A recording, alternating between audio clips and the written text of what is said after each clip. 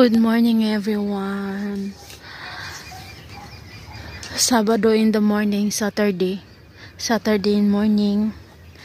Walang pasok yung mga bata kaya medyo makapagpahinga tayo today. Pero hindi naman ako actually makapagpahinga kasi maglalaba ako ng uniform ng mga bata.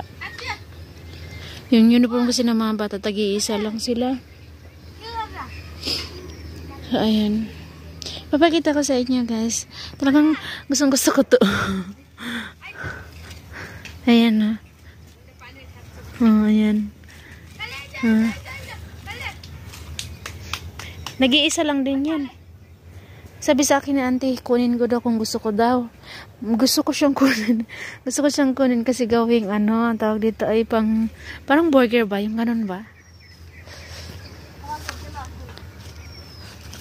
Wala naman akong mayonnaise. May may cheese at butter.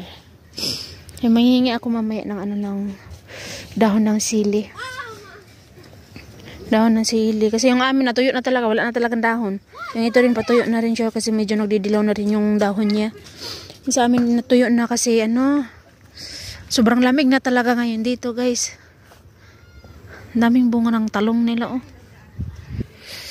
So, ipakita ko lamang sa inyo. Naghahanda na naman si auntie. Kaya nagluluto sila ng kanin dito. Tapos ito rin, naghahanda din si auntie. Hay, ilibat sigo hay, mobile auntie hay.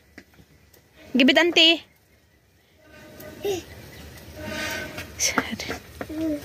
Inahanda na yun ni auntie para gawin ganun Tingnan yung sapatos ni RJ. Nakabili din ako kahapon. Salamat po salamat ate from Davao. Salamat po ate. Nagbigay si ate pang birthday ko. So ang ginawa ko, binilim ko na lamang ng prutas at binilim ko si RJ ng sapatos. Para naman once magkatid ako kay Aren pag balik dito pa uwi sa amin, ihayaan ko si RJ maglakad mismo.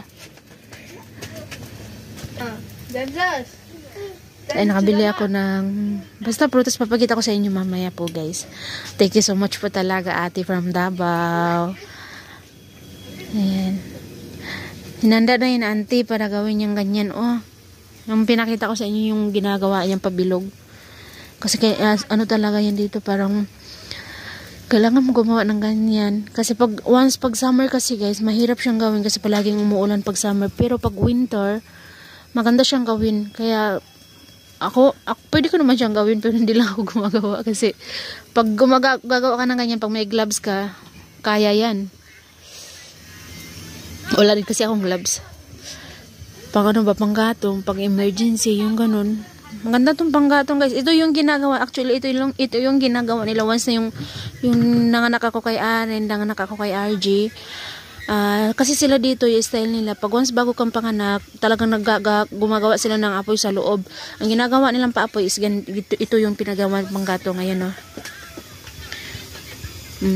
ginagawa nila yung panggatong kasi matagal siyang sa Bisaya pa, dugay siya maupos. So yun na yung itlog na yung bumili ako kahapon. Pero dahil kahapon ba yun na isang araw? Kahapon, kahapon walang itlog na yung isang tray. Kumuha lang ako ng 6 na piraso. Ayan. Pero nag-iwan na ako kahapon ng pera. Kaya ito ngayon ko lang siya kinuha. Kasi kahapon daw yung deliver. Na isang araw pala ako bumili. Na isang araw na gabi, wala. So kahapon dumating yung itlog. Kahapon hindi ako pumunta ng tindahan Ayan. So, ayan, bumili ako ng prutas. 2 kilong apple.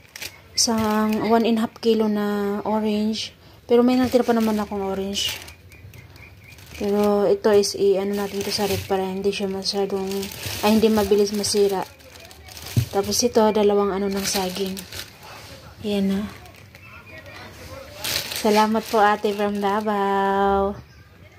Bumili din po ako ng 1 kilong talong at saka 1 kilong carrots at saka 1/4 na garlic and then 2 kilong yung tawag dito, kamote.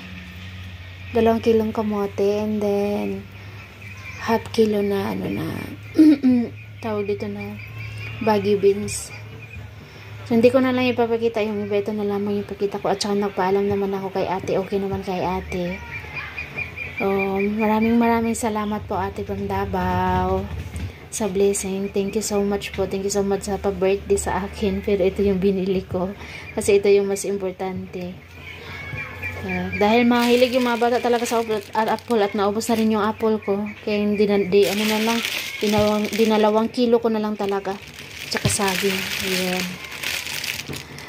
Nandito na lang guys. Mamaya po ulit. Maraming salamat po sa inyong lahat. Bye-bye.